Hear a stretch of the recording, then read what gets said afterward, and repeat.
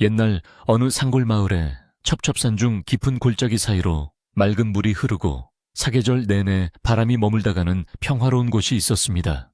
이곳은 해가 질 무렵이면 온 산이 붉게 물든다고 하여 노을 마을이라 불리었는데, 마을 사람들은 서로를 가족처럼 여기며 오순도순 정답게 살아가고 있었습니다. 마을 어귀에는 수백 년은 좋게 되어 보이는 커다란 느티나무가 마을을 지키듯 서 있었고, 그 나무 아래를 지나 좁은 오솔길을 따라 조금만 더 깊이 들어가면 나지막한 돌담으로 둘러싸인 아담한 초가집 한 채가 보였습니다. 그 집은 비록 오래되어 낡았지만 주인의 손길이 구석구석 닿아 있어 언제나 정갈하고 따스한 기운이 감돌았습니다. 이 초가집에는 마을에서 가장 나이가 많은 옥분 할머니가 홀로 살고 계셨는데, 할머니의 머리카락은 마치 겨울산에 내린 하얀 눈처럼 희었고, 얼굴에는 세월이 남긴 주름이 깊게 패여 있었습니다. 하지만 할머니의 눈동자는 어린아이처럼 맑고 투명했으며 입가에는 언제나 온화한 미소가 머물러 있어 보는 사람들의 마음까지 편안하게 만들어 주었습니다. 옥분 할머니는 마을의 살아있는 역사이자 누구보다도 많은 이야기를 품고 있는 이야기 주머니와도 같았습니다. 할머니는 낮이면 텃밭에 나가 부지런히 호미질을 하며 채소를 가꾸었고, 틈틈이 마당 한구석에 있는 장독대를 윤이 나게 닦으며 소박한 일상을 보내곤 했습니다. 가을이 깊어지면 옥분 할머니네 마당에 있는 감나무에는 주황색 홍시가 주렁주렁 매달려 마치 등불을 켜놓은 듯 환하게 빛났습니다. 찬바람이 불기 시작하고 저녁놀이 산등성이를 넘어갈 때쯤이면 마을 사람들은 하루의 고단한 일과를 마치고 약속이나 한 듯 하나둘씩 옥분 할머니네 집으로 모여들었습니다. 아이들은 저녁 밥숟가락을 놓기가 무섭게 할머니 집으로 달려갔고, 어른들도 삼삼오오 짝을 지어 마시를 나왔습니다. 할머니의 집 사랑방 아궁이에는 언제나 장작불이 활활 타오르고 있어 방바닥이 절절 끓을 만큼 따뜻했고, 문풍지 너머로 새어나오는 은은한 호롱불 빛은 어두운 밤길을 걷는 사람들에게 길잡이가 되어 주었습니다. 할머니는 찾아오는 사람들을 빈손으로 돌려보내는 법이 없었는데, 아랫목에 묻어두었던 고구마나 감자를 꺼내어 손주 같은 아이들의 손에 쥐어주곤 했습니다. 김이 모락모락 나는 고구마를 받아든 아이들의 얼굴에는 웃음꽃이 피어올랐고, 어른들은 따뜻한 숭늉 한 그릇에 온몸을 녹이며 하루의 피로를 씻어냈습니다. 방 안은 어느새 마을 사람들로 가득 차 발 디딜 틈이 없을 정도였지만, 누구 하나 불평하는 사람 없이 서로 어깨를 맞대고 앉아 할머니의 입이 열리기만을 기다렸습니다. 방 안가득 퍼지는 구수한 흙내음과 사람들의 온기, 그리고 타닥타닥 타오르는 장작 소리가 어우러져 세상에서 가장 포근한 분위기를 만들어냈습니다. 드디어 옥분 할머니가 목을 가다듬고 천천히 이야기를 시작하면 시끌벅적하던 방 안은 순식간에 물을 끼얹은 듯 조용해졌습니다. 할머니의 목소리는 높지도 낮지도 않은 마치 깊은 산속 옹달샘에서 솟아나는 물소리처럼 맑고 잔잔하여 듣는 이의 가슴 깊은 곳까지 스며들었습니다. 할머니는 먼 옛날 호랑이가 담배 피우던 시절의 이야기부터 착한 사람이 복을 받고 욕심쟁이가 벌을 받는 권선징각의 이야기, 그리고 가슴 아픈 이별과 애틋한 사랑 이야기까지 풀어놓으셨습니다. 할머니의 이야기는 단순히 재미를 위한 것이 아니라 삶의 지혜와 도리를 일깨워주는 소중한 가르침이 담겨 있었습니다. 어느 날 밤 옥분 할머니는 유난히 쓸쓸한 표정으로 창밖을 바라보시더니 아주 오래전 이 마을에 살았던 한 효자 이야기를 꺼내셨습니다. 가난하지만 병든 어머니를 지극정성으로 모셨던 아들이 한겨울에 산딸기를 구하기 위해 눈 덮인 산을 헤매던 이야기였습니다. 할머니는 아들이 험한 산길을 오르며 흘렸던 눈물과 어머니를 향한 간절한 마음을 어찌나 생생하게 묘사하시는지, 듣고 있던 사람들은 마치 자신이 그 아들이 된 것처럼 가슴이 먹먹해졌습니다. 할머니의 목소리에는 슬픔 섞인 떨림이 묻어 있었고, 그 떨림은 공기를 타고 사람들의 마음속으로 전해져 눈물샘을 자극했습니다. 할머니의 이야기가 절정에 다다를수록 방 안에 있는 사람들의 눈시울은 점점 붉어졌고 여기저기서 훌쩍이는 소리가 들려오기 시작했습니다. 아이들은 비록 이야기의 깊은 뜻을 다 이해하지는 못했지만 할머니의 슬픈 목소리와 어른들의 눈물을 보며 덩달아 코끝이 찡해지는 것을 느꼈습니다. 평소 무뚝뚝하기로 소문난 옆집 김영감님조차도 몰래 옷소매로 눈물을 훔쳤고 아이를 업고 고운 젊은 세댁은 하염없이 흐르는 눈물을 닦을 생각도 하지 못한 채 이야기에 빠져들었습니다. 옥분 할머니의 이야기는 사람들의 굳어있던 마음을 말랑말랑하게 녹이고 서로의 아픔을 보듬어주는 치유의 힘을 가지고 있었습니다. 이야기가 끝난 후에도 여우는 쉽게 가시지 않아 사람들은 한참 동안 아무 말도 하지 못한 채 멍하니 앉아있곤 했습니다. 할머니는 그런 사람들을 따스한 눈길로 바라보며 세상살이가 아무리 힘들어도 마음만 올곧게 먹으면 못 이겨낼 것이 없다 라고 나직하게 덧붙이셨습니다. 그 한마디는 팍팍한 삶에 지친 마을 사람들에게 큰 위로가 되었고 내일을 살아갈 힘을 북돋아 주었습니다. 옥분 할머니에게 있어 이야기는 단순한 옛날 이야기가 아니라 이웃들과 마음을 나누고 정을 쌓는 소중한 의식이자 삶의 낙이었습니다. 할머니는 자신이 가진 재주로 사람들에게 기쁨과 위로를 줄 수 있다는 사실에 감사하며 하루하루를 보냈습니다. 이처럼 평화롭던 옥분 할머니의 일상은 늦가을 비가 추적추적 내리던 어느 날 밤부터 조금씩 흔들리기 시작했는데 할머니는 그날따라 유독 기운이 없어 보이셨습니다. 할머니는 평소처럼 이야기를 들려주셨지만 중간중간 긴 한숨을 내쉬거나 먼 산을 응시하는 일이 잦아졌습니다. 예민한 몇몇 마을 사람들은 할머니의 변화를 감지하고 걱정스러운 눈빛을 교환했지만 차마 무슨 일이냐고 묻지는 못했습니다. 그저 날씨가 굳어서 그러시겠거니 연세가 드셔서 기력이 달리시겠거니 하고 짐작할 뿐이었습니다. 하지만 할머니의 마음속에는 아무에게도 말하지 못한 깊은 근심이 자리 잡고 있었습니다. 할머니가 소중히 지켜온 이 초가집은 할머니가 시집와서 평생을 살아온 곳이자 먼저 떠난 남편과 자식들과의 추억이 고스란히 담긴 공간이었습니다. 마당의 감나무도 부엌의 아궁이도 대청마루의 낡은 기둥 하나하나도 모두 할머니에게는 때려야 뗄 수 없는 몸의 일부와도 같았습니다. 그런데 며칠 전부터 마을에 낯선 소문이 돌기 시작했는데 누군가가 이 마을의 땅을 사들이고 있다는 흉흉한 이야기였습니다. 처음에는 그저 뜬 소문 이려니 하고 넘겼지만 소문은 점점 구체적으로 변해가며 마을 사람들의 불안감을 키웠습니다. 할머니는 혹시나 자신의 집도 그 대상이 되지 않을까 하는 막연한 두려움을 느끼고 계셨습니다. 밤이 깊어가고 빗소리가 거세질수록 옥분 할머니의 목소리는 더욱 차분하고 낮게 깔렸습니다. 할머니는 이날 밤 집을 지키기 위해 목숨을 바쳤던 두꺼비 이야기를 들려주셨는데 마치 자신의 처지를 빗댄 듯한 비장함이 느껴졌습니다.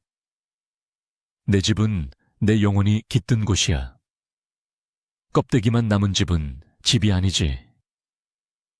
이야기 도중 할머니가 무심코 내뱉은 이 말은 듣는 이들의 가슴에 묵직한 돌덩이 하나를 얹어 놓은 듯한 답답함을 안겨주었습니다. 사람들은 할머니가 평소와 다르다는 것을 확실히 느꼈고 이 평화로운 시간에 균열이 생길지도 모른다는 불길한 예감에 사로잡혔습니다. 할머니의 방 한쪽 벽에는 오래된 흑백 사진 한 장이 걸려 있었는데 젊은 시절의 할머니와 갓 태어난 아기를 안고 있는 남편의 모습이 담겨 있었습니다. 할머니는 이야기를 하다가도 가끔 그 사진을 쳐다보곤 했는데 그 눈빛에는 그리움과 안타까움이 뒤섞여 있었습니다. 마을 사람들은 할머니에게 자식이 없다고 알고 있었기에 그 사진 속의 아기가 누구인지 궁금해 하면서도 감히 묻지 못했습니다. 일찍 세상을 떠났다는 소문도 있었고 어릴 때 잃어버렸다는 소문도 있었지만 진실을 아는 사람은 오직 옥분 할머니뿐이었습니다. 사진 속의 아기와 지금의 근심이 어떤 관련이 있는 것인지 사람들의 궁금증은 커져만 갔습니다. 바람이 거세게 불어 문풍지가 요란하게 떨리는 소리가 날 때마다 할머니는 흠칫 놀라며 문 쪽을 바라보셨습니다. 마치 누군가가 문을 박차고 들어올 것만 같은 불안감을 감추지 못하는 모습이었습니다. 마을의 제일 큰 어른인 최참봉 영감님은 그런 할머니의 모습을 안타깝게 지켜보다가 조용히 헛기침을 하며 분위기를 바꾸려 애썼습니다. 할멈, 오늘 이야기는 유난히 구슬프구먼. 날도 구준데 좀 신명나는 이야기 좀 해보시게. 최참봉 영감님의 말에 할머니는 애써 미소를 지으며 고개를 끄덕이셨지만 그 미소 뒤에 감춰진 그늘은 여전히 짙게 드리워져 있었습니다. 시간이 흘러 어느덧 자정이 가까워지자 아이들은 하나둘씩 어미의 무릎을 베고 잠이 들었고 어른들도 하품을 참느라 눈물을 찔끔거렸습니다. 옥분 할머니는 잠든 아이들의 머리를 쓰다듬으며 우리 강아지들 좋은 꿈 꾸거라. 이 할미가 여기 있는 한 너희들은 아무 걱정 말거라. 라고 속삭였습니다. 그 말은 아이들에게 하는 말이기도 했지만 동시에 할머니 자신에게 하는 다짐과도 같았습니다. 할머니는 이 낡은 집과 마을의 평화를 지키기 위해서라면 무엇이든 할 준비가 되어 있었고 그 결의는 주름진 손을 꽉 쥐는 행동으로 나타났습니다. 이야기 자리가 파하고 사람들이 돌아갈 채비를 하자 할머니는 아쉬운 듯 대문까지 배웅을 나오셨습니다. 비는 그쳤지만 밤 공기는 더욱 차가워져 입김이 하얗게 피어올랐습니다. 조심해서들 가시게. 내일도 별일 없으면 또 오고. 할머니의 인사에 사람들은 네, 할머니도 안녕히 주무세요. 라고 답하며 각자의 집으로 향했습니다. 멀어져가는 사람들의 뒷모습을 바라보며 할머니는 한참 동안 대문 앞에 서 계셨습니다. 어둠 속에 홀로 남겨진 할머니의 모습은 왠지 모르게 작고 외로워 보였지만 그 속에 담긴 강인함은 마을 어귀의 느티나무보다 더 단단해 보였습니다. 사람들이 모두 떠나고 다시 고요해진 방 안에서 할머니는 호롱불 심지를 돋우고 낡은 반다디 문을 열었습니다. 그 속에는 할머니가 평생 모아온 소중한 물건들이 차곡차곡 정리되어 있었는데 그 중에서 꼬깃꼬깃 접힌 낡은 종이 한 장을 꺼내어 펼쳐보셨습니다. 그것은 아주 오래전 이 집을 처음 지을 때 남편이 직접 쓴 상냥문이었습니다. 할머니는 떨리는 손으로 종이를 어루만지며 나지막이 중얼거렸습니다. 영감, 내가 이 집을 잘 지킬 수 있을까? 당신이 어떻게 지은 집인데. 할머니의 눈에서 맑은 눈물 한 방울이 툭 떨어져 종이 위에 번졌습니다. 그날 밤 옥분 할머니는 쉽게 잠들지 못하고 뒤척였습니다. 밖에서는 바람 소리가 윙윙거리고 앙상한 나뭇가지들이 서로 부대끼며 스산한 소리를 냈습니다. 할머니는 머리맡에 놓인 물그릇을 들어 목을 축이고는 다시 자리에 누워 천장을 바라보았습니다. 천장의 석가래들은 지난 세월 동안 할머니의 삶을 지켜봐온 묵묵한 증인들이었습니다. 할머니는 석가래 하나하나에 얽힌 추억들을 떠올리며 마음을 다잡으려 애썼습니다. 내일은 무슨 일이 있어도 마을 사람들에게 더 재미있고 따뜻한 이야기를 들려주리라 다짐하며 눈을 감았습니다.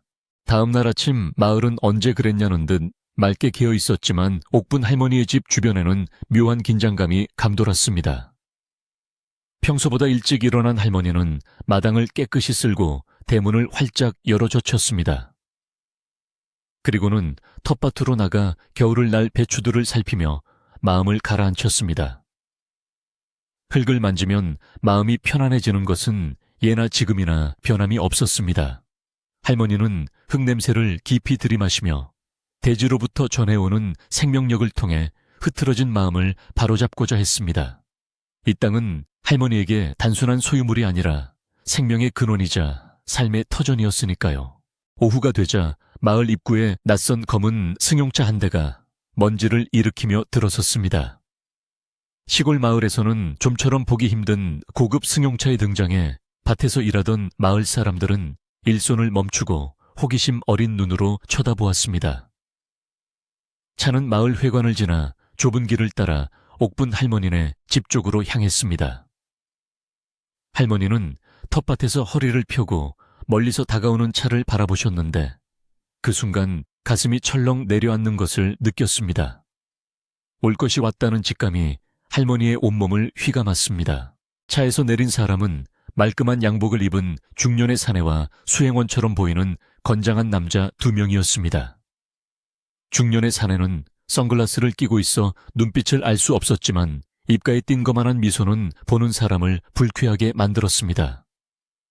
그는 옥분 할머니네 집을 이리저리 훑어보더니 쯧쯧 혀를 차며 수행원에게 무언가 지시를 내렸습니다. 옥분 할머니는 호미를 든 채 굳은 표정으로 그들을 지켜보고 계셨습니다. 사내는 할머니 쪽으로 다가오더니 선글라스를 벗으며 짐짓 예의 바른 척 인사를 건넸습니다. 하지만 그 목소리에는 존경심이라곤 조금도 담겨 있지 않았습니다. 여기가 이 동네에서 터가 제일 좋다는 그 집입니까? 생각보다 훨씬 낡았군요. 사내의 말에 할머니는 아무 대꾸도 하지 않고 그저 빤히 쳐다만 보셨습니다.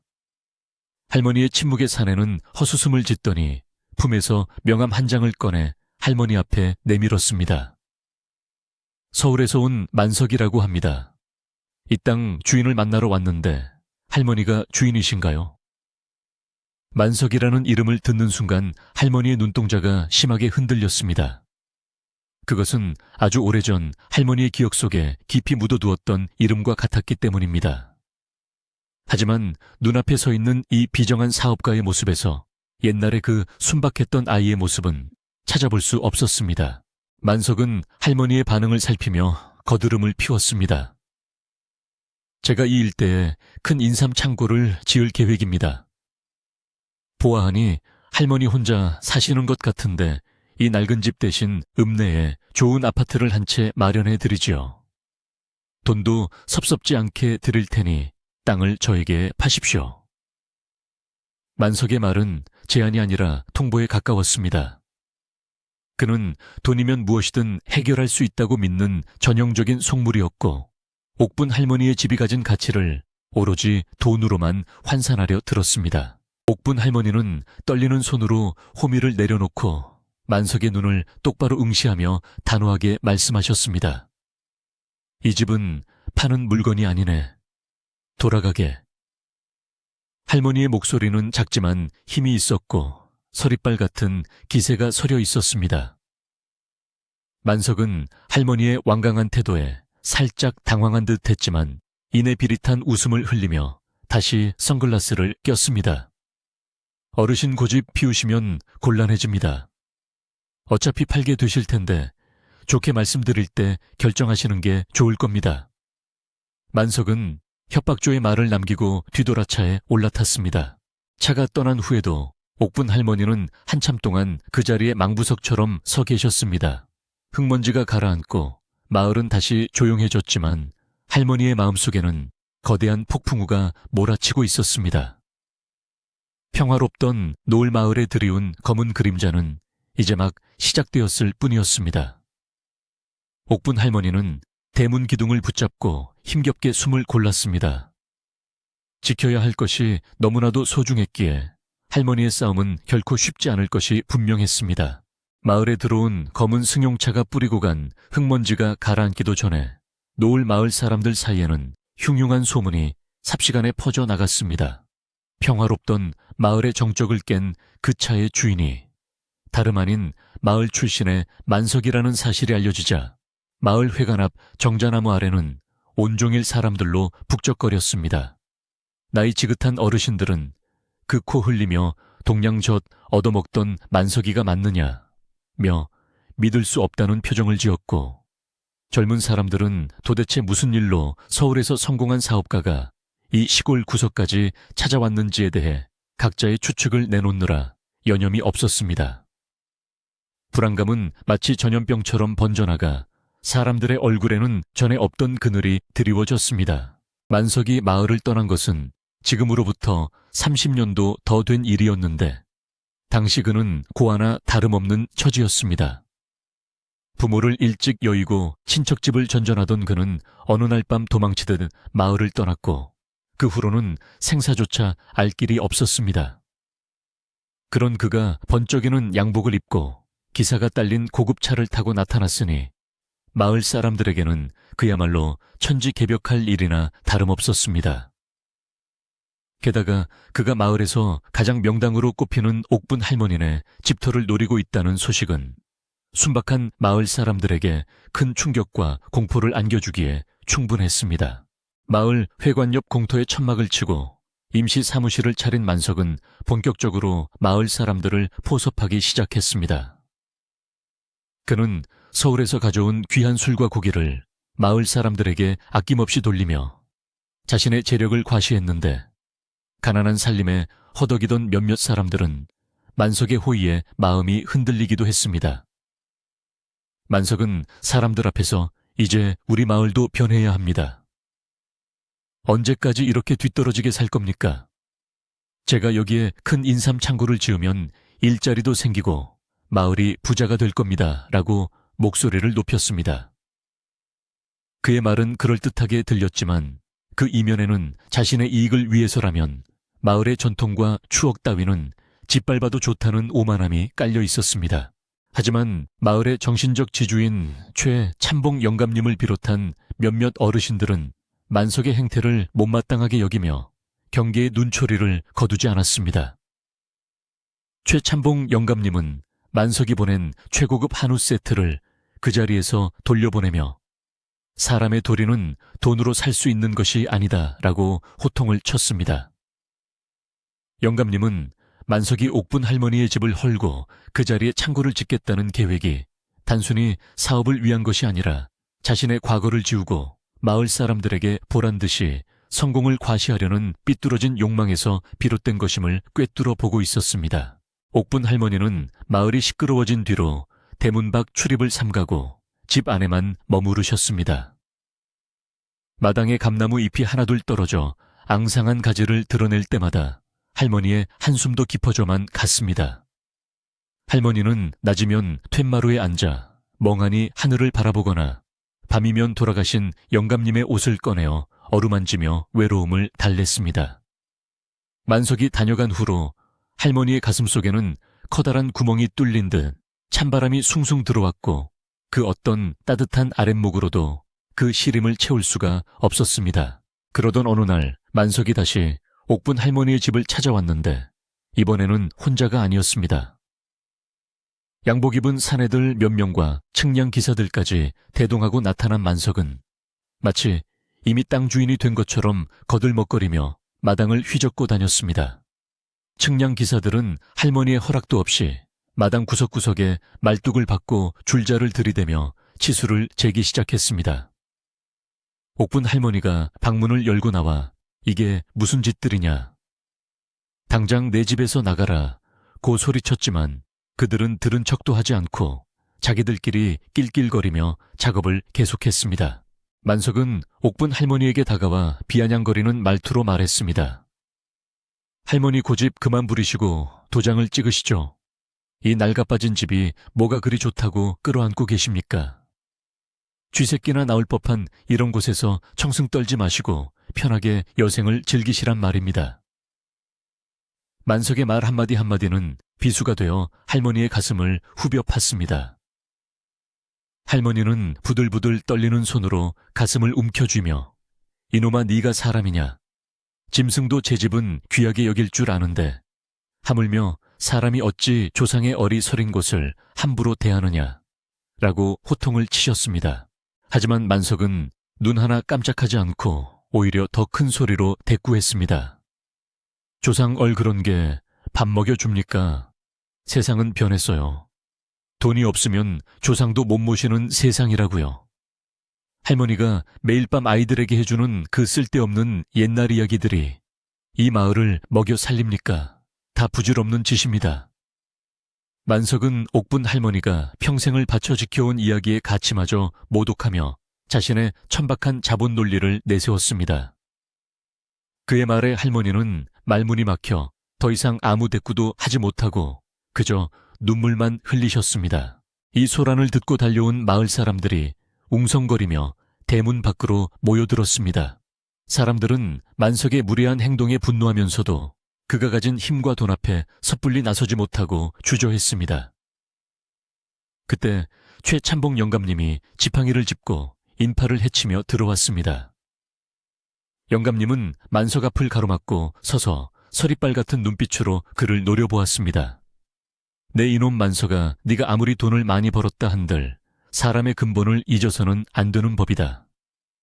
이 집은 단순한 흙과 나무가 아니라 우리 마을의 역사이자 옥분 할멈의 피와 땀이다.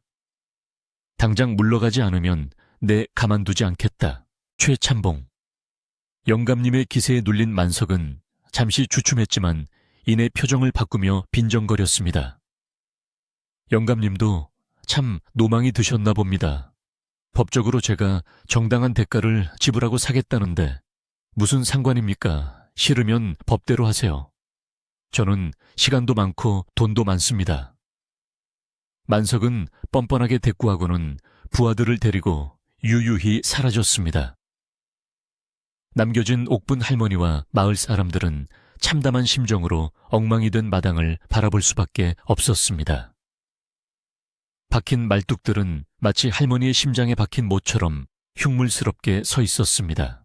그날 밤 옥분 할머니네 사랑방에는 여느 때처럼 마을 사람들이 모였지만 분위기는 예전과 사뭇 달랐습니다. 아이들의 제잘거림은 잦아들었고 어른들의 얼굴에는 수심이 가득했습니다. 아궁이의 불길은 여전히 활활 타오르고 있었지만 방 안의 공기는 무겁고 차가웠습니다.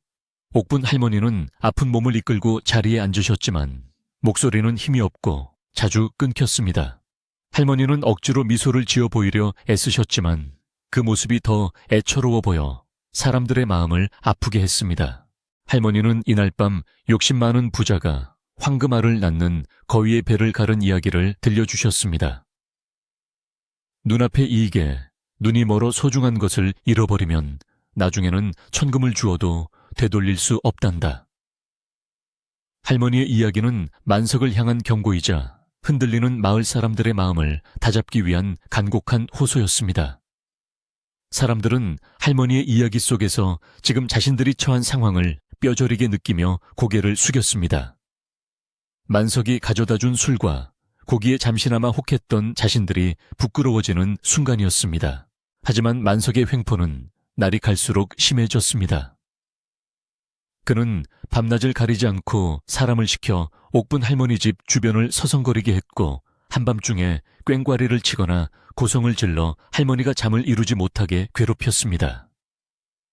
심지어 마을의 우물가에 개발 반대하는 자는 마을 발전을 가로막는 역적이라는 벽보를 붙여 마을 사람들을 이간질하기도 했습니다. 평화롭던 노을 마을은 만석이라는 돌멩이 하나로 인해 흙탕물처럼 흐려지고 분열되기 시작했습니다. 이웃 간의 고성이 오가고 서로를 의심하는 눈초리가 생겨났습니다. 옥분 할머니의 건강은 눈에 띄게 나빠졌습니다. 식사를 거의 하지 못해 몸은 말라갔고 밤마다 악몽에 시달려 식은땀을 흘리셨습니다. 할머니를 돌보던 옆집 아주머니는 이러다 큰일 나시겠어요. 차라리 집을 팔고 편하게 사시는 게 낫지 않을까요?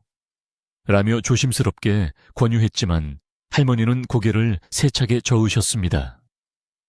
내 눈에 흙이 들어가기 전에는 절대 안 돼.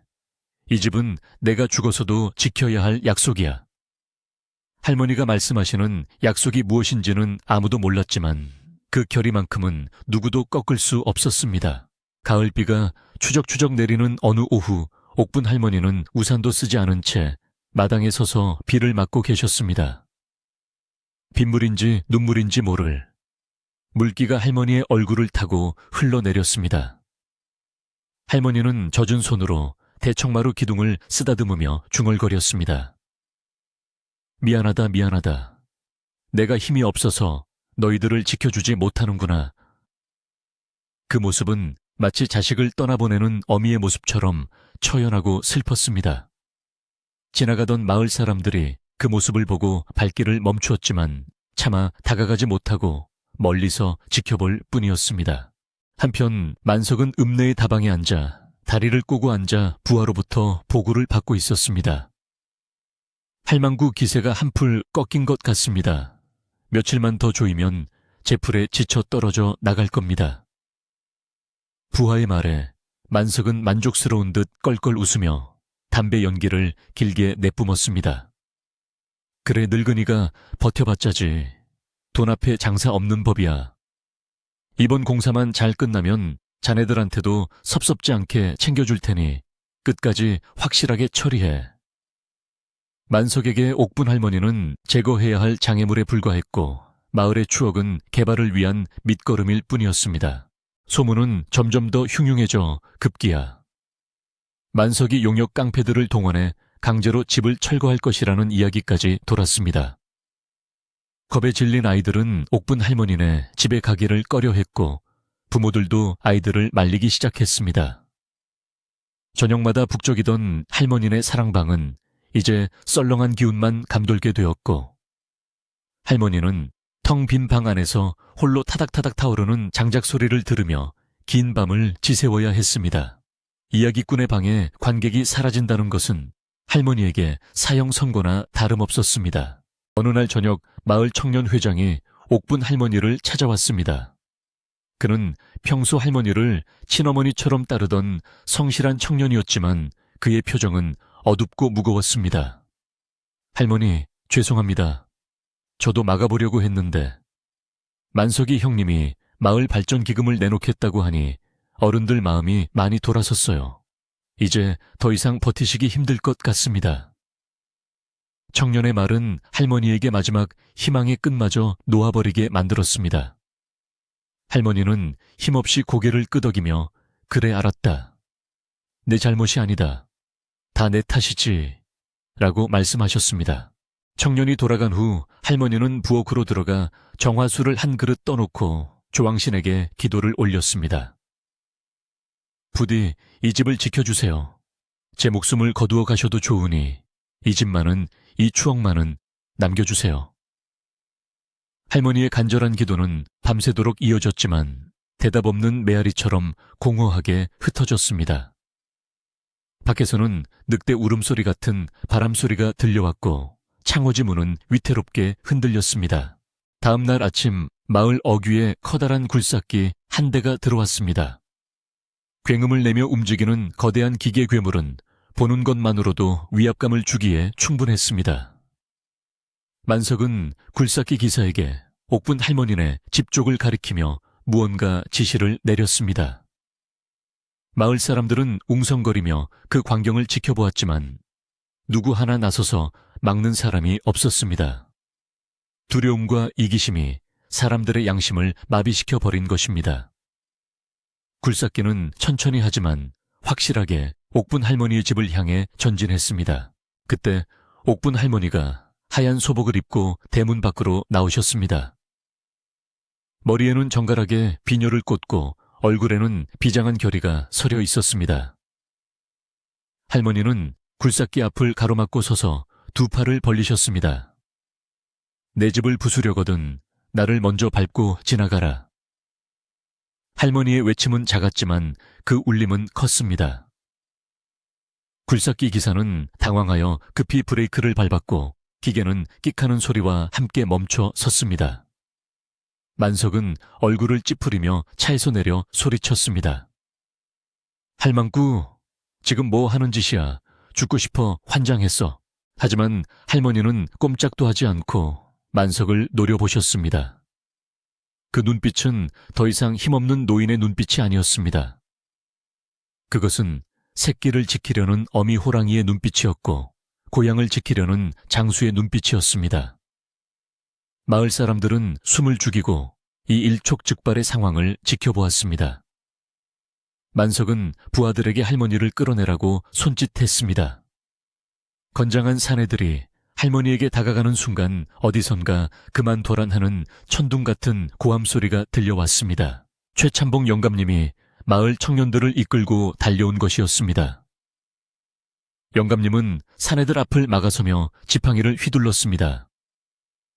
내 놈들이 정령 천벌을 받고 싶은 개냐 하늘이 두렵지 않으냐. 청년들도 괭이와 삽을 들고 할머니 주위를 애워쌌습니다. 비록 늦었지만 마을 사람들의 양심이 다시 깨어난 것입니다. 만석은 씩씩거리며 물러설 수밖에 없었지만 그의 눈은 도끼로 가득 차 있었습니다. 두고 보자. 오늘만 날이 아니다. 만석은 이를 갈며 돌아섰지만 옥분 할머니는 그 자리에 주저앉아 오열하셨습니다. 싸움은 잠시 멈추었지만 전쟁은 아직 끝나지 않았습니다. 겨울이 성큼 다가오고 있었습니다. 하늘에서는 첫눈이 흩날리기 시작했고 마을을 감싸는 공기는 더욱 차가워졌습니다. 옥분 할머니는 떨리는 몸을 추스르며 무너진 돌담을 바라보았습니다. 이제 곧 닥쳐올 더 큰 시련을 예감하며 할머니는 마음속으로 마지막 준비를 시작하셨습니다. 눈발은 점점 거세지고 노을 마을의 겨울은 그 어느 때보다 혹독할 것 같았습니다. 눈발이 거세지기 시작하면서 노을 마을에는 그 어느 때보다 혹독한 추위가 찾아왔는데 이는 단순히 계절의 변화 때문만은 아니었습니다. 옥분 할머니의 집 마당에 들이닥쳤던 굴삭기가 남긴 바퀴, 자국 위로 하얀 눈이 소복이 쌓여 갔지만 마을 사람들의 가슴에 생긴 생채기는 좀처럼 아물지 않았습니다. 하늘은 잔뜩 찌푸린 채 며칠째 햇볕 한 줌 내어주지 않았고 골짜기를 타고 내려오는 칼바람은 마을 곳곳을 휘저으며 사람들의 옷깃을 여미게 만들었습니다. 마을의 수호신이라 믿었던 느티나무조차 잎을 모두 떨구고 앙상한 가지만 남은 채 추위에 떨고 있는 듯하여 마을 전체가 깊은 침묵과 시름 속으로 빠져들었습니다. 만석은 날씨가 추워지자 공사를 서두르고 싶어 안달이 났는데 땅이 얼어붙기 전에 기초 작업을 끝내야 한다며 마을 사람들을 더욱 거세게 몰아붙였습니다. 그는 동지 전까지 모든 문제를 해결하고 옥분 할머니를 내보내겠다고 공공연하게 떠들고 다녔습니다. 만석에게 있어 옥분 할머니는 자신의 성공 가도를 가로막는 마지막 걸림돌이자 하루빨리 치워버려야 할 낡은 잔재에 불과했습니다. 그는 매일같이 사람을 보내 할머니에게 동짓날까지 집을 비우지 않으면 법대로 집행관을 부르겠다는 최후 통첩을 보냈고 그 협박은 서슬퍼런 칼날처럼 할머니의 목을 조여왔습니다. 하지만 이상하게도 옥분 할머니는 만석의 거센 압박에도 불구하고 더 이상 화를 내거나 소리를 지르지 않았습니다. 굴삭기를 몸으로 막아서던 그날의 기세는 온데간데 없고 할머니는 마치 모든 것을 체념한 사람처럼 고요하고 차분해지셨습니다. 마을 사람들은 할머니가 곡기를 끊고 드러눕지는 않을까 걱정했지만 할머니는 오히려 평소보다 일찍 일어나 마당을 쓸고 집 안 구석구석을 닦으며 하루를 시작했습니다. 그 모습이 너무나 담담하여 지켜보는 이들의 마음을 더욱 불안하게 만들었는데 그것은 마치 먼 길을 떠나는 사람이 주변을 정리하는 모습처럼 보였기 때문입니다. 할머니는 낡은 무명천을 꺼내어 물에 적신 뒤 대청 마르며 문틀이며 손때 묻은 기둥들을 정성스럽게 닦고 또 닦았습니다. 걸레가 지나간 자리는 반들반들 윤이 났지만 할머니의 손마디는 찬물에 부르터 갈라지고 피가 맺혔습니다. 아이고 할머니, 이 추운 날에 왜 이러세요? 손 다 망가져요. 이웃집 새댁이 안타까운 마음에 달려와 말려보았지만 할머니는 온화한 미소를 지으며 고개를 저을 뿐이었습니다. 내 몸의 때를 씻어내듯 이 집의 묵은 때도 벗겨내야지. 그래야 떠날 때 미련이 없지 않겠나. 할머니의 나직한 목소리에는 깊은 슬픔과 함께 알 수 없는 결연함이 배어 있었습니다. 할머니는 집 안의 물건들을 하나씩 꺼내어 정리하기 시작했는데 그 물건 하나하나에는 지난 세월의 희로애락이 고스란히 담겨 있었습니다. 시집 올 때 해왔던 낡은 자개장 아이들을 키울 때 썼던 베넷 저고리 남편이 생전에 즐겨 쓰던 곰방대까지. 할머니는 물건들을 쓰다듬으며 마치 살아있는 사람에게 말을 걸듯 중얼거리셨습니다. 그래, 그때 참 좋았지. 너도 참 고생 많았다. 할머니의 손길이 닿을 때마다 잊혔던 기억들이 되살아나 방 안을 가득 채웠고 할머니는 그 추억의 향기 속에 파묻혀 하염없이 눈물을 흘리다가도 다시금 씩씩하게 걸레질을 하셨습니다. 동네 아이들은 저녁이 되어도 옥분 할머니네 집에서 옛날 이야기 소리가 들리지 않자 시무룩해져서 대문 앞을 기웃거렸습니다. 예전 같으면 할머니 옛날 이야기 해주세요 하며 우르르 몰려들어 갔을 테지만 어른들이 지금 할머니가 많이 편찮으시니 귀찮게 하면 안 된다라고 신신당부한 탓에 감히 들어가지 못하고 발만 동동 구를 뿐이었습니다. 아이들에게 옥분 할머니의 이야기는 꿈과 환상의 세계로 통하는 문이었는데 그 문이 굳게 닫혀버린 것 같아 아이들의 마음속에도 찬바람이 불었습니다. 골목길에서 아이들이 뛰어노는 소리가 사라지자 마을은 적막강산처럼 고요해졌습니다. 마을 어른들은 335 마을회관에 모여 대책을 논의했지만 뾰족한 수가 나오지 않아 한숨만 내쉬었습니다. 우리끼리 십시일반 돈을 모아서 만석이에게 주면 안 될까? 누군가 조심스럽게 제안했지만 곧바로 고개를 젓는 이들이 더 많았습니다. 만석이가 요구하는 돈이 얼만데 우리 같은 촌부들이 감당하겠나. 게다가 그놈은 돈이 목적이 아니라 아예 이 마을을 갈아엎으려는 속셈이야. 만석의 막대한 자본과 권력 앞에서 마을 사람들은 무력감을 느꼈고 옥분 할머니를 지켜주지 못한다는 죄책감에 고개를 들지 못했습니다.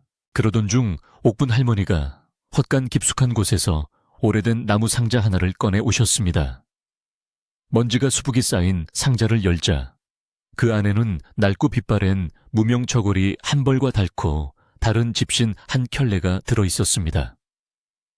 할머니는 그 저고리를 꺼내어 품에 안고 한참을 오열하셨는데 그 울음소리가 어찌나 서럽고 애달픈지 담벼락 너머로 듣던 이웃 사람들의 가슴까지 미어지게 했습니다. 그 옷은 할머니가 평생 가슴에 묻어두었던 차마 입 밖으로 꺼내지 못했던 아픈 사연의 증거물과도 같은 것이었습니다. 할머니는 눈물을 닦고 결심한 듯 바늘과 실을 가져와 떨어진 저고리, 깃을 꼼꼼하게 기우기 시작했습니다. 동지가 며칠 앞으로 다가오자 만석의 압박은 절정에 달했습니다. 그는 인부들을 시켜 옥분 할머니네 담벼락의 붉은 페인트로 철거 예정이라는 글씨를 큼지막하게 써놓게 했습니다. 흉물스러운 붉은 글씨는 하얀 눈과 대비되어 더욱 섬뜩하게 보였고 마치 마을 전체에 내리는 저주처럼 느껴졌습니다. 옥분 할머니는 그 글씨를 보고도 아무런 내색을 하지 않으시고 묵묵히 부엌으로 들어가 팥을 삶으셨습니다. 붉은 팥죽이 보글보글 끓어오르는 소리와 구수한 냄새가 퍼져나가자 얼어붙었던 집안에 아주 잠시나마 온기가 감돌았습니다. 할머니는 잘 삶아진 팥을채에 걸러 앙금을 내고 찹쌀가루를 익반죽하여 새알심을 빚으셨습니다. 동글동글한 새알심을 빚는 할머니의 손놀림은 예전처럼 능숙했지만 그 손은 앙상하게 말라 뼈마디가 도드라져 보였습니다. 할머니는 새알심 하나하나에 마을 사람들의 얼굴을 떠올리며 축복을 담으셨습니다. 이건 철수목, 이건 영희목, 이건 최참봉 영감님 목. 할머니에게 팥죽은 단순한 음식이 아니라 마을 사람들과 나누고 싶은 마지막 청기자 애군을 막아주는 기원의 의식이었습니다. 동지를 이틀 앞둔 날 저녁 옥분 할머니는 깨끗한 옷으로 갈아입고 지팡이를 짚은 채 최참봉 영감님 댁을 찾아가셨습니다. 갑작스러운 방문에 놀란 최참봉 영감님이 황급히 마중을 나오자 할머니는 정중하게 허리를 숙여 인사를 올렸습니다. 영감님, 부탁이 하나 있어 왔습니다. 할머니의 표정은 비장하면서도 평온해 보였습니다. 최참봉 영감님은 긴장한 표정으로 할머니를 방으로 모셨고 따뜻한 차를 내오라 일렀습니다. 두 노인이 마주 앉은 방 안에는 무거운 침묵이 흘렀습니다. 무세운 일이신가, 옥분 할멈. 만석이 놈이 또 행패를 부리던가. 최참봉 영감님의 물음에 할머니는 고개를 가로저 으셨습니다. 아니요, 이제 그 아이와도 결판을 지을 때가 된 것 같아서요. 영감님 다가오는 동짓날 밤에 마을 사람들을 모두 우리 집으로 불러주십시오. 아이들도 좋고 어른들도 좋습니다. 그리고 만석이 그 아이도 꼭 오라고 전해 주십시오. 할머니의 뜻밖의 제안에 최참봉 영감님은 눈을 동그랗게 뜨고 되물으셨습니다. 만석이를 그 천하의 몹쓸 놈을 못하러 부르나 자네 속을 뒤집어 놓을 텐데. 하지만 옥분 할머니의 눈빛은 흔들림이 없었습니다. 그 아이에게 꼭 들려주고 싶은 이야기가 있습니다. 내 생애 마지막 이야기가 될지도 모르니 한 사람도 빠짐없이 모이게 해주십시오. 그날 밤 내 모든 것을 털어놓고 결정하겠습니다. 떠날지 남을지. 할머니의 단호한 태도에 최참봉 영감님은 더 이상 토를 달지 못하고 고개를 끄덕였습니다. 할머니가 돌아가신 뒤 최참봉 영감님은 마을 청년들을 불러 모아 할머니의 뜻을 전하고 만석에게도 기별을 넣도록 지시했습니다. 만석은 사무실에서 난로를 쬐며 귤을 까먹고 있다가 청년 회장이 전한 소식을 듣고 콧방귀를 뀌었습니다. 뭐 동짓날 밤에 다 같이 모이라고 마지막 이야기 흐흐 드디어 늙은이가 백기를 드는구나. 떠나기 전에 작별 인사라도 하려는 모양이지. 만석은 자신의 승리를 확신하며 쾌재를 불렀습니다. 좋아, 간다고 전해라. 가서 내 집 열쇠나 받아와야겠군. 팥죽이나 한 그릇 얻어먹고 보내주지. 만석은 부하들과 킬킬거리며 할머니의 초대를 조롱했지만 그 내면 깊은 곳에서는 알 수 없는 묘한 기분이 꿈틀거렸습니다. 소식은 삽시간에 마을 전체로 퍼져나갔습니다.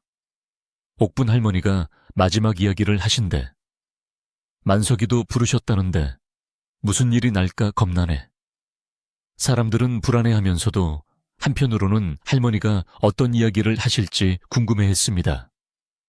할머니의 이야기는 언제나 마을 사람들을 하나로 묶어주는 힘이 있었기에 이번에도 무언가 기적 같은 일이 일어나기를 내심 바라고 있었습니다. 마을 안악들은 할머니를 돕기 위해 파티며 찹쌀이며 땔감을 챙겨들고 옥분 할머니네 집으로 향했습니다. 동짓날 아침 눈은 그쳤지만 바람은 더욱 매서워졌습니다. 옥분 할머니네 집 굴뚝에서는 새벽부터 하얀 연기가 피어올랐습니다. 할머니와 안악들은 커다란 가마솥에 팥죽을 쑤느라 분주했습니다.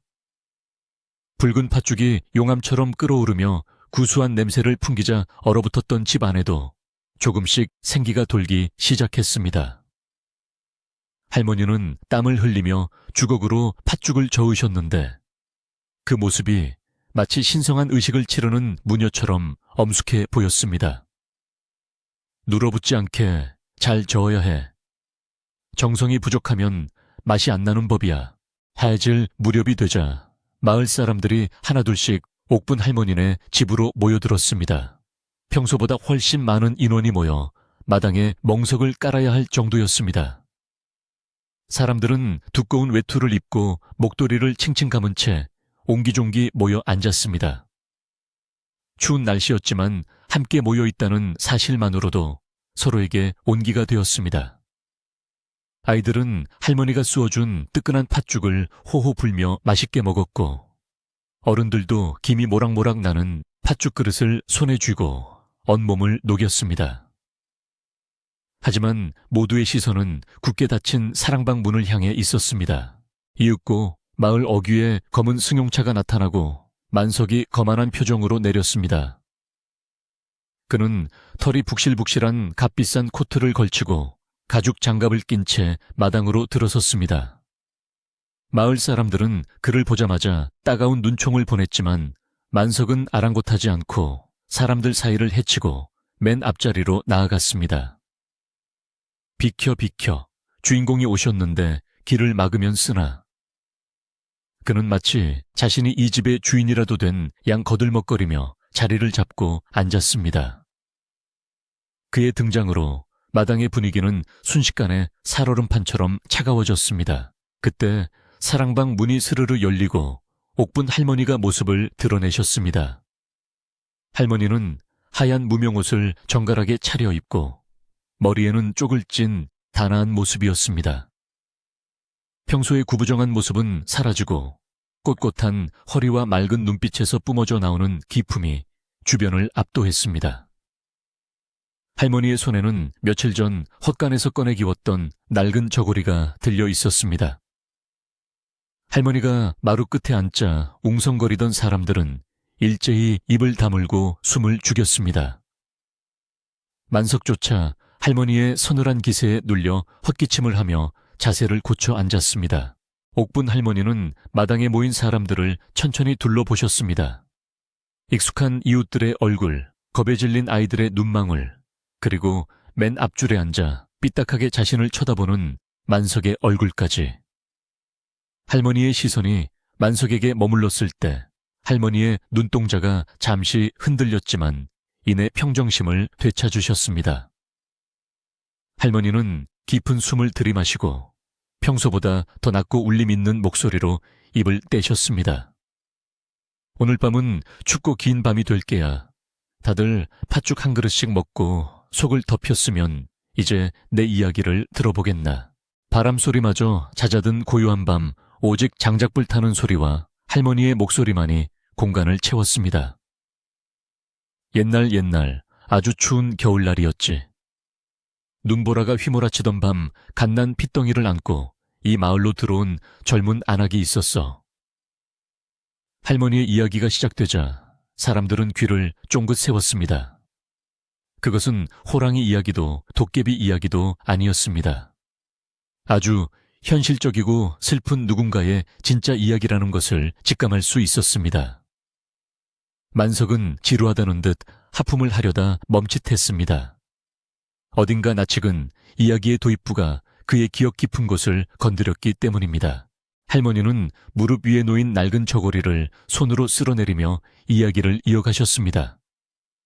그 안악은 갈 곳도 없고 먹을 것도 없어서 남의 집 헛간에서 추위에 떨며 아이에게 젖을 물렸지.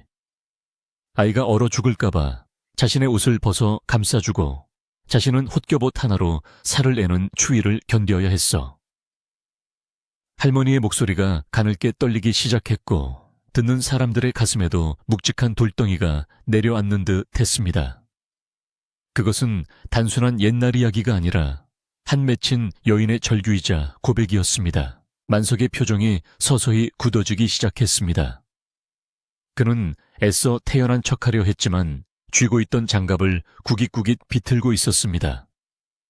할머니의 시선은 허공을 응시하고 있었지만 그 이야기는 정확히 만석의 심장을 겨냥하고 있었습니다.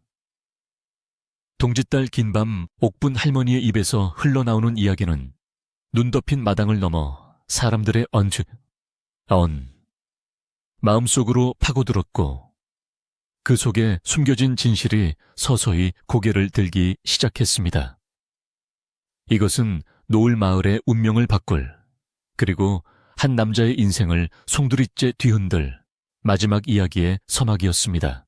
할머니의 입에서 흘러나오는 이야기는 눈보라가 몰아치던 어느 겨울밤의 풍경을 그림처럼 그려내고 있었는데 그 생생한 묘사에 마을 사람들은 저절로 옷깃을 여미며 몸을 움츠렸습니다. 젊은 어미는 젖이 나오지 않아 빈 젖을 물린 채 피눈물을 흘렸어. 아이가 배고파 자지러지게 울 때마다 어미의 가슴은 1000갈래, 10,000갈래로 찢어졌지.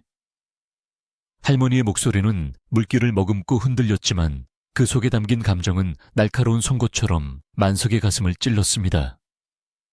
만석은 짐짓 딴청을 피우려 했지만 이상하게도 귀는 자석에 이끌리듯 할머니의 이야기 속으로 빨려 들어갔습니다. 그 이야기는 그가 평생 잊으려 발버둥 쳤던 가난과 굶주림으로 얼룩진 자신의 유년 시절 기억을 잔인하게 끄집어내고 있었습니다. 그때 마을 사람들이 십시일반으로 쌀을 모아 미움을 쑤어주었고 헌옷을 가져다 아이를 감싸주었어. 그 아이는 비록 배불리 먹지는 못했지만 사람들의 온기 속에서 무럭무럭 자라났지. 할머니는 잠시 말을 멈추고 만석을 그윽하게 바라보았습니다. 만석은 그 시선을 피하고 싶었지만 몸이 마비된 듯 꼼짝할 수가 없었습니다. 하지만 아이는 가난이 너무나 싫었어. 남의 집 헌옷을 입는 것도 꽁보리밥을 얻어먹는 것도 죽기보다 싫었지. 그래서 아이는 늘 먼 산을 바라보며 다짐했어. 언젠가 성공해서 보란 듯이 떵떵거리고 살겠노라고. 할머니의 이야기가 계속될수록 만석의 얼굴은 흙빛으로 변해갔습니다. 그것은 단순히 비슷한 이야기가 아니었습니다. 할머니가 묘사하는 아이의 버릇, 아이가 즐겨 하던 말, 심지어 아이가 남들 몰래 숨어서 울던 장소까지 모든 것이 소름 끼칠 정도로 만석의 기억과 일치했습니다. 만석은 마른 침을 삼키며 흔들리는 눈동자를 감추려 애썼지만 이매에는 송글송글 식은땀이 맺히기 시작했습니다. 마을 사람들도 하나둘씩 눈치를 채기 시작했는지 힐끔힐끔 만석과 할머니를 번갈아 쳐다보며 수근거렸습니다. 설마 그 아이가, 어느 날 밤 그 아이는 결국 마을을 떠나기로 결심했어. 성공하기 전에는 절대 돌아오지 않겠다는 편지 한 장만 남겨두고 자기를 키워준 할미의 쌈짓돈을 훔쳐 달아났지. 할머니의 목소리가 가늘게 떨렸습니다. 할미는 돈이 없어진 것보다 아이가 험한 세상에서 다치지는 않을까, 밥은 굶지 않을까 하는 걱정에 밤마다 뜬 눈으로 밤을 지새웠어. 매일 새벽 정화수를 떠놓고 빌고 또 빌었지. 부디 우리 만석이 아니 그 아이가 무사하기만을. 할머니는 무심결에 이름을 불렀다가 황급히 정정했지만 이미 모든 사람들은 그 아이가 누구인지 알아차린 뒤였습니다. 만석은 자리를 박차고 일어나고 싶었지만 다리에 힘이 풀려 일어설 수가 없었습니다. 가슴속 깊은 곳에서 뜨거운 무언가가 울컥 치밀어 올랐습니다.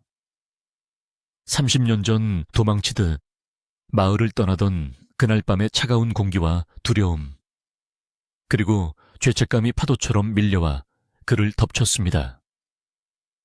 그는 성공이라는 목표를 위해 과거를 철저히 지우고 살았고 자신을 거두어준 마을과 할머니를 잊은 채 앞만 보고 달려왔습니다. 하지만 할머니의 이야기는 그가 쓰고 있던 두꺼운 가면을 서서히 벗겨내고 있었습니다. 할머니는 무릎 위에 놓여있던 낡은 저고리를 들어 올리셨습니다. 아이야, 이 옷을 기억하느냐? 네가 떠나던 날 밤 춥지 말라고 내가 밤새 기워놓았던 이 누비 저고리를. 할머니의 손에 들린 저고리는 세월의 때가 묻어 누렇게 변해 있었지만 꼼꼼하게 누빈 바느질 자국은 여전히 선명했습니다. 만석은 그 옷을 보는 순간 숨이 턱 막혔습니다. 그것은 그가 마을을 떠나기 전날 밤 할머니가 호롱불 아래서 눈을 비비며 한 땀 한 땀 정성스럽게 짚고 계시던 바로 그 옷이었습니다. 그날 그는 그 옷이 완성되기도 전에 훔친 돈을 들고 도망쳤던 것입니다. 나는 네가 언젠가 돌아올 거라고 믿었다. 힘들고 지칠 때, 세상살이가 고달플 때 언제든 돌아와 쉴 수 있도록 이 집을 지키고 있었어. 네가 떠난 빈자리를 채우며 네가 좋아하던 감나무를 가꾸고 네가 덮던 이불을 곁에 말리며 기다렸단다. 할머니의 눈에서 하염없이 눈물이 흘러내려 낡은 저고리를 적셨습니다. 그런데 네가 돌아와서 이 집을 부수겠다고 하니 내 마음이 얼마나 무너져 내렸겠느냐. 이 집은 그냥 집이 아니라 너와 나의 추억이 깃든 곳이고 네 죽은 어미의 영혼이 잠든 곳이란 말이다. 할머니의 절규에 가까운 외침이 마당 가득 울려 퍼졌습니다. 만석은 고개를 떨구고 어깨를 들썩이기 시작했습니다. 그동안 꾹꾹 눌러왔던 감정의 댐이 무너진 듯 굵은 눈물방울이 바닥으로 뚝뚝 떨어졌습니다. 그는 돈과 권력이면 모든 것을 해결할 수 있다고 믿었던 오만한 사업가 만석이 아니라 추위와 배고픔에 떨던 30년 전의 어린 소년 만석으로 돌아가 있었습니다. 할머니의 따뜻한 팥죽 한 그릇이 그리워 투박한 손길이 그리워 울던 그 시절의 아이로 말입니다. 마을 사람들도 여기저기서 훌쩍이며 눈물을 훔쳤습니다. 그들은 만석이 그저 돈 많은 외지인인 줄로만 알았지. 할머니가 가슴으로 낳아 기른 자식 같은 존재라는 사실은 까맣게 모르고 있었습니다. 만석이 마을을 떠난 후 할머니가 얼마나 그를 그리워하며 살았는지, 왜 그토록 집착스럽게 집을 지키려 했는지 모든 의문이 풀리는 순간이었습니다. 최참봉 영감님은 안경을 벗어 눈물을 닦으며 긴 한숨을 내쉬었습니다. 어허, 이 미련한 놈들아. 피는 물보다 진하고 정은 돌보다 단단한 법인 것을. 만석은 떨리는 몸을 일으켜 비틀거리는 걸음으로 마루를 향해 걸어갔습니다. 그의 값비싼 구두는 진흙투성이가 되었고 말끔하던 양복은 구겨졌지만 그는 개의치 않았습니다. 할머니 앞에 다다른 만석은 털썩 무릎을 꿇고 할머니의 손을 잡았습니다. 그 손은 거칠고 투박했지만 세상 그 무엇보다 따뜻했습니다. 할머니, 죄송해요. 제가 죽을 죄를 지었습니다. 만석의 입에서 터져나온 목소리는 짐승의 울부짖음처럼 처절했습니다. 어머니라고 한 번만 불러주면 안 되겠느냐. 낳아준 어미는 아니지만 내 가슴으로 너를 낳고 길렀는데. 할머니는 만석의 머리를 쓰다듬으며 오열하셨습니다. 만석은 할머니의 품에 얼굴을 묻고 어린아이처럼 엉엉 울었습니다. 어머니, 제가 잘못했어요. 용서해 주세요. 30년이라는 긴 세월 동안 켜켜이 쌓였던 오해와 원망, 그리고 그리움이 눈물과 함께 녹아내렸습니다. 차가운 겨울바람도 두 사람의 뜨거운 해후를 방해하지는 못했습니다. 이 광경을 지켜보던 마을 사람들의 마음속에도 응어리졌던 미움이 눈 녹듯 사라졌습니다. 만석이 비록 못된 짓을 많이 했지만 결국은 사랑에 굶주리고 고향을 그리워하던 외로운 사람이었다는 것을 깨달았기 때문입니다. 사람들은 서로의 손을 꼭 잡고 두 사람의 재회를 축복해 주었습니다. 하늘에서는 마치 이 순간을 기다렸다는 듯 하얀 한방눈이 펑펑 쏟아지기 시작했습니다.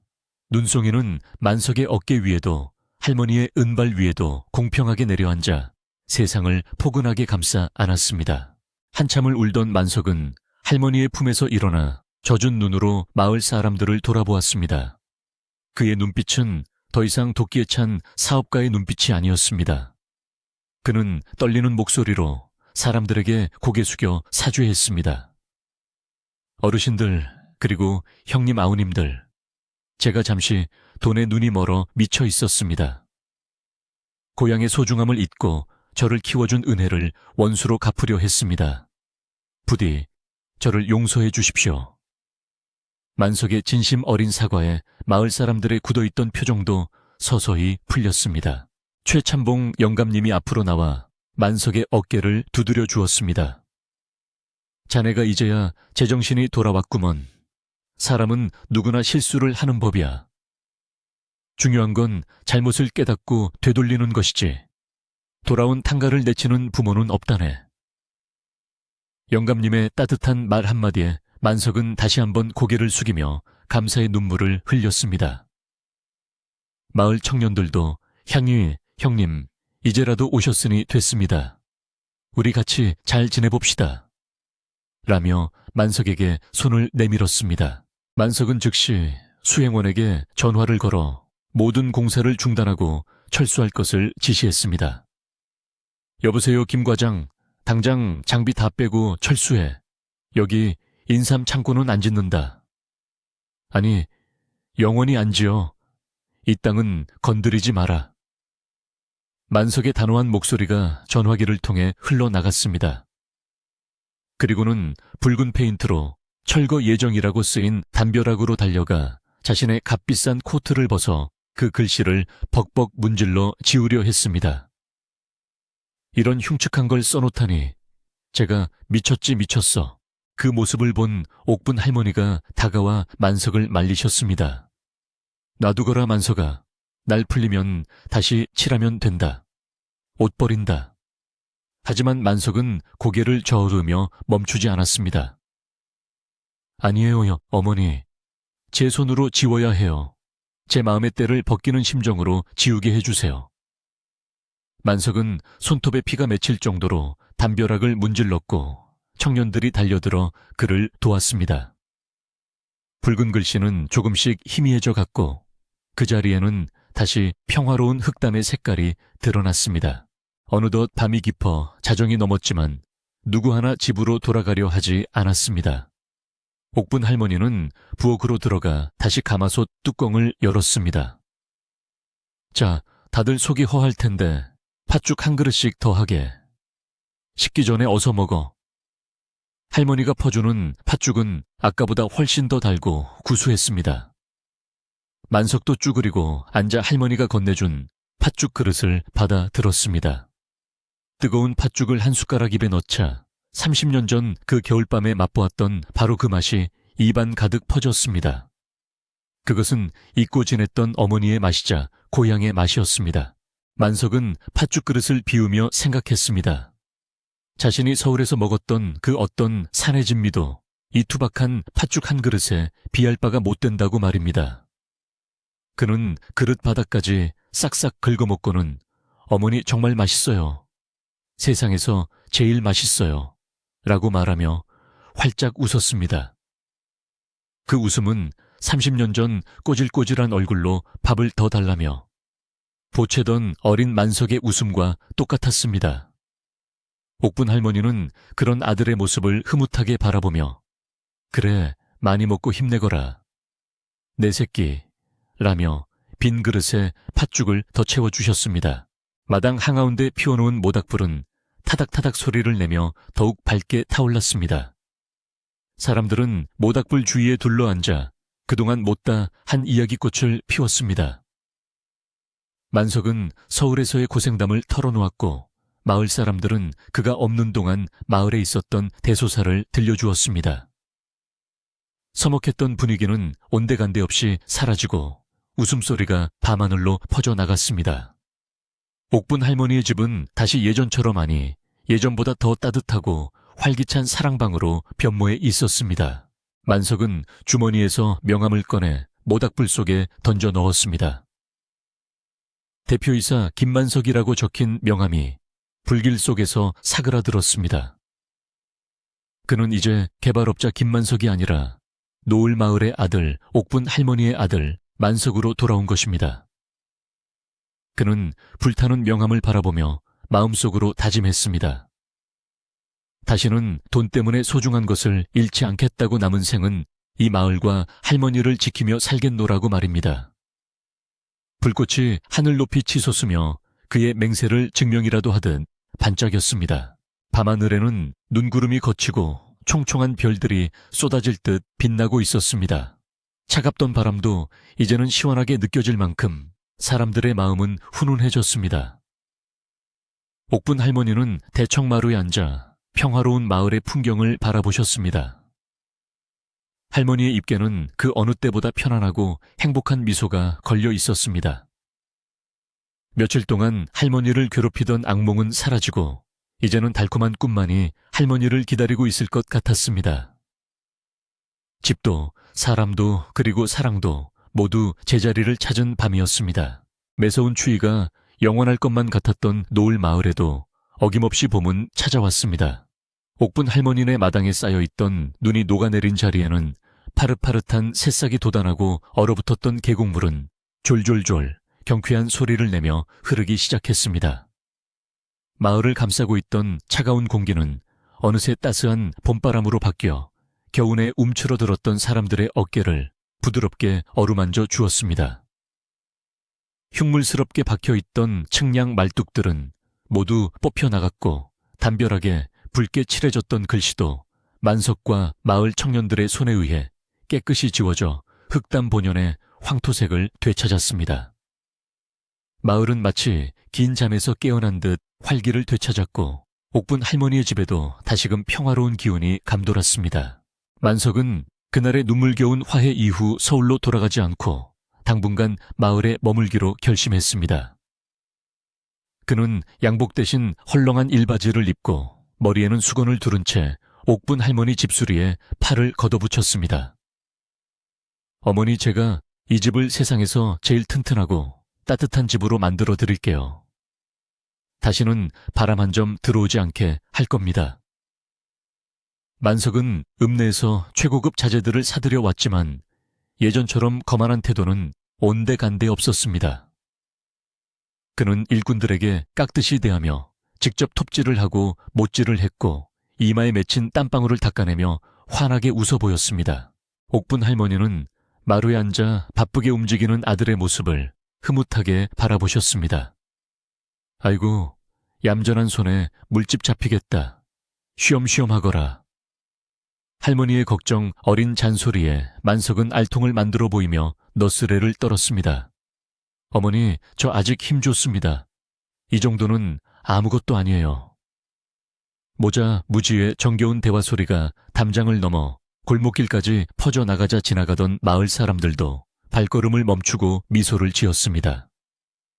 삭막했던 공사 현장이 아닌 사람 사는 냄새가 물씬 풍기는 진짜 집 짓는 풍경이 펼쳐지고 있었기 때문입니다. 마을 사람들도 가만히 보고만 있지는 않았습니다.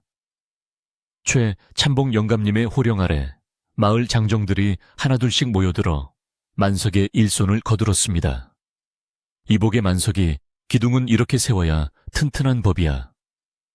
지붕 볏짚은 내가 엮을 테니 자네는 흙을 나르게. 예전 같으면 돈을 받고 일했을 사람들이었지만 이번에는 누구 하나 품삯 이야기를 꺼내지 않았습니다. 그것은 마을의 큰 어른인 옥분 할머니를 위한 일이자 돌아온 탕가 만석을 다시 마을의 일원으로 받아들이는 일종의 통과, 의례와도 같았습니다. 함께 땀 흘리고 새참을 나누어 먹으며 마을 사람들과 만석 사이에 서먹했던 벽은 완전히 허물어졌습니다. 어느 날 오후 만석은 낡아서 삐걱거리던 대문을 뜯어내고 튼튼한 참나무 대문을 새로 달았습니다.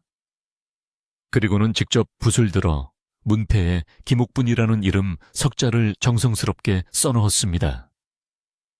어머니, 이제 이 집은 영원히 어머니 집입니다. 누구도 뺏을 수 없고 어머니가 허락하지 않으면 왕이라도 들어올 수 없습니다. 만석이 달아준 문패를 어루만지며 할머니는 눈시울을 붉히셨습니다. 그것은 단순한 나무 판자가 아니라 아들이 어머니에게 바치는 존경과 사랑의 증표였기 때문입니다. 대문은 굳게 닫혀 외부의 위협을 막아주겠지만 마을 사람들에게는 언제나 활짝 열려있는 마음의 문이기도 했습니다. 집수리가 마무리되어 갈 무렵 마당 한 구석에 있는 늙은 매화나무에서 꽃망울이 터지기 시작했습니다. 겨우내 죽은 줄만 알았던 고목에서 피어난 하얀 매화꽃은 그윽한 향기를 뿜어내며 봄이 왔음을 알렸습니다. 옥분 할머니는 꽃가지 아래 서서 깊은 숨을 들이마셨습니다. 향기 한번 좋구나. 우리 집에도 우리 만석이 마음에도 봄이 왔어. 할머니의 얼굴에도 매화꽃처럼 화사한 웃음꽃이 피어올랐습니다. 지난 겨울의 시련은 이 아름다운 봄을 맞이하기 위한 진통이었던 것 같습니다. 자연은 어김없이 순환하며 인내한 자에게 반드시 보상을 내려준다는 진리를 보여주고 있었습니다. 집 단장이 모두 끝난 날 옥분 할머니는 마을 사람들을 모두 초대해 큰 잔치를 열었습니다. 만석이 서울에서 공수해온 질 좋은 고기와 과일 그리고 할머니가 직접 담근 김치와 나물들이 상다리가 부러질 듯 차려졌습니다. 마당에는 멍석이 깔리고 풍물패에 흥겨운 가락이 울려 퍼졌습니다. 지화자 좋다. 사람들은 어깨춤을 추며 즐거워했고 아이들은 맛있는 음식에 신이 나서 마당을 뛰어다녔습니다. 그동안 마음고생이 심했던 마을 사람들의 얼굴에는 근심 걱정이 사라지고 행복만이 가득했습니다. 만석은 술병을 들고 다니며 어르신들에게 일일이 술을 올렸습니다. 최참봉 어르신, 제가 그동안 몰라 뵙고 큰 실수를 했습니다. 이 술 한 잔 받으시고 노여움을 푸십시오. 만석의 공손한 태도에 최참봉 영감님은 껄껄 웃으며 술잔을 비우셨습니다. 허허, 사람이 살다 보면 그럴 수도 있지.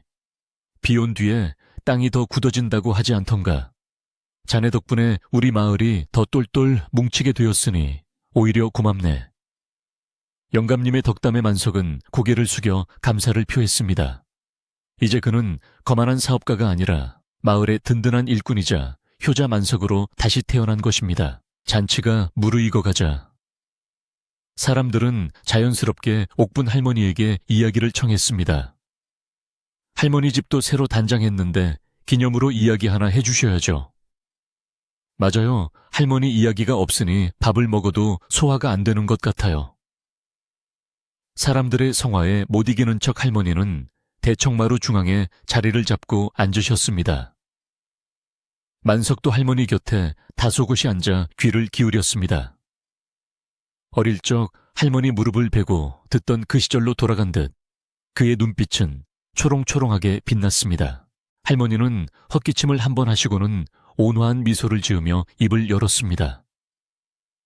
오늘은 아주 먼 나라에서 날아온 파랑새 이야기를 해주마. 할머니의 이야기는 길을 잃고 헤매던 파랑새가 온갖 고난을 겪은 끝에 결국 자신이 태어난 숲으로 돌아와 행복의 씨앗을 심는다는 내용이었습니다. 이야기는 마치 만석의 삶을 동화처럼 풀어낸 듯 아름답고 감동적이었습니다. 파랑새는 깨달았단다. 화려한 깃털이나 황금 둥지보다 더 소중한 것은 자신을 기다려주는 가족과 친구들이 있는 따뜻한 보금자리라는 것을 말이야. 할머니의 이야기가 끝났을 때 마당에는 정적 대신 우레와 같은 박수 소리가 터져 나왔습니다. 아이들은 환호성을 질렀고 어른들은 고개를 끄덕이며 깊은 공감을 표했습니다. 만석은 남몰래 눈물을 훔치며 할머니의 손을 꼭 잡았습니다. 할머니의 이야기는 상처 입은 마음을 치유하고 흩어진 마음을 하나로 모으는 마법과도 같았습니다. 노을 마을의 밤은 그렇게 이야기와 웃음 그리고 사랑으로 깊어만 갔습니다. 하늘에 뜬 보름달이 유난히 밝고 둥글게 마을을 비추고 있었습니다. 봄이 깊어지면서 옥분 할머니네 텃밭에는 상추며 아욱이며 각종 채소들이 풍성하게 자라났습니다. 할머니는 아침 일찍 텃밭에 나가 싱싱한 채소를 뜯어 밥상을 차리셨습니다. 만석은 서울 생활을 정리하고 마을과 서울을 오가며 사업을 하되 주말에는 반드시 내려와 할머니와 시간을 보냈습니다. 그는 마을의 특산품인 인삼과 산나물을 도시로 유통하는 일을 시작하여 마을 사람들의 소득을 높이는 데에도 큰 역할을 했습니다. 예전처럼 땅을 파헤치고 건물을 짓는 개발이 아니라 마을의 자연과 전통을 지키면서 함께 잘 사는 상생의 길을 찾은 것입니다. 옥분 할머니는 이제 더 이상 외롭지 않았습니다. 주말이면 만석이 내려와 어머니 고등어 사왔어요 하며 대문을 들어섰고 평일에는 마을 사람들이 수시로 드나들며 말벗이 되어 주었습니다.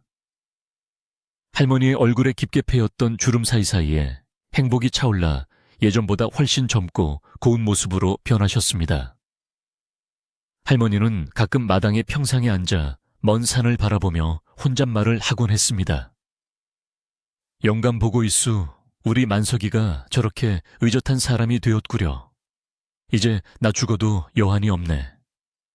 그것은 죽음을 기다리는 말이 아니라 삶의 충만함을 표현하는 감사의 기도였습니다. 여름이 다가오자 마을 어귀의 느티나무 그늘은 더욱 짙어졌습니다. 아이들은 학교가 파하면 옥분 할머니네 집으로 달려와 할머니, 오늘은 무슨 이야기 해주실 거예요? 라며 제잘거렸습니다. 할머니는 아이들에게 시원한 수박을 잘라 먹이며 부채를 붙여주셨습니다. 오늘은 도깨비가 메밀묵 먹고 춤추는 이야기를 해줄까? 아이들의 까르르 넘어가는 웃음소리가 담장을 넘어 매미소리와 어우러졌습니다. 옥분 할머니는 아이들의 맑은 눈동자 속에서 미래의 희망을 보았고 자신이 지켜낸 이 터전이 아이들에게 소중한 추억의 장소가 되기를 바랐습니다. 어느 날 밤 만석은 할머니의 다리를 주물러 들이며 조용히 물었습니다.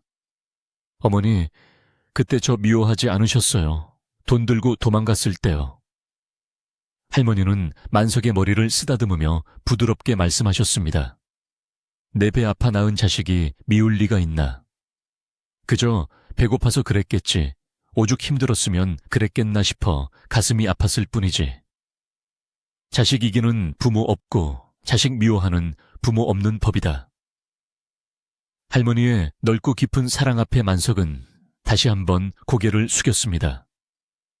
그 사랑은 만석이 세상 어떤 시련도 이겨낼 수 있게 하는 든든한 버팀목이 되었습니다. 계절은 흘러 다시 가을이 오고 감나무에는 붉은 홍시가 주렁주렁 매달렸습니다.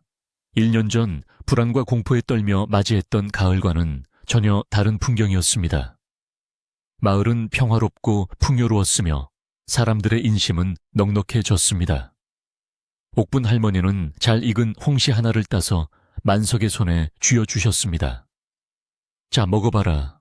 올해 농사가 아주 잘 되었구나. 닭이가 꿀맛이야. 만석이 한 입 베어 물자 달콤한 과즙이 입안 가득 퍼졌습니다. 그것은 고향의 맛이자 어머니의 사랑이 응축된 맛이었습니다. 밤이 되어 사위가 고요해지면 옥분 할머니네 사랑방에는 여전히 불이 밝혀져 있었습니다. 하지만 이제는 근심 어린 한숨 소리 대신 도란도란 이야기 나누는 소리가 새어나왔습니다. 창호지 문에 비친 할머니와 만석의 그림자가 다정하게 흔들렸습니다. 밖에서는 풀벌레들이 가을밤의 정취를 더해주는 자장가를 연주하고 하늘의 별들은 보석처럼 반짝이며 두 사람을 지켜보고 있었습니다. 옥분 할머니는 자리에 누워 천장을 바라보셨습니다. 튼튼하게 새로 올린 석가래가 듬직하게 지붕을 받치고 있었습니다. 고맙다, 고맙다. 모든 것이 고맙다. 할머니는 마음속으로 되뇌며 눈을 감았습니다. 이제는 쫓길 일도 빼앗길 일도 기다릴 일도 없었습니다. 모든 것이 제자리를 찾았고 사랑하는 아들이 곁에 있으며 이웃들이 함께했습니다. 할머니의 호흡은 점점 편안하고 규칙적으로 변해갔습니다. 할머니의 곁에서 잠든 만석의 숨소리도 평온하게 들려왔습니다. 그는 꿈속에서 어린 시절로 돌아가 할머니의 손을 잡고 꽃밭을 거닐고 있을지도 모릅니다. 옥분 할머니는 잠결에 이불을 끌어당겨 만석의 어깨를 덮어주었습니다. 평생을 누군가를 위해 살아왔고 누군가를 따뜻하게 품어주었던 할머니의 손길은 잠든 순간에도 멈추지 않았습니다. 노을 마을의 밤은 깊어가고 세상의 모든 소음이 잦아든 시간. 옥분 할머니의 집은 거친 파도를 이겨내고 항구의 정박한 배처럼 고요하고 평화로웠습니다. 지붕 위에 박이 달빛을 받아 하얗게 빛나고 마당의 장독대들이 옹기종기 모여 밤새 이야기를 속삭이는 듯했습니다. 이 집은 앞으로도 오랫동안 마을의 등불이 되어 길 잃은 사람들에게 따뜻한 위로와 쉼터를 제공해 줄 것입니다. 그리고 옥분 할머니의 이야기는 바람을 타고 물결을 타고 사람들의 입을 통해 영원히 전해질 것입니다. 자, 이제 밤이 깊었으니 모두들 편안한 잠자리에 들 시간이에요. 오늘 밤은 아무 걱정 말고 푹 주무세요. 옥분 할머니가 꿈속에서 더 재미있는 이야기를 들려주실 테니까요.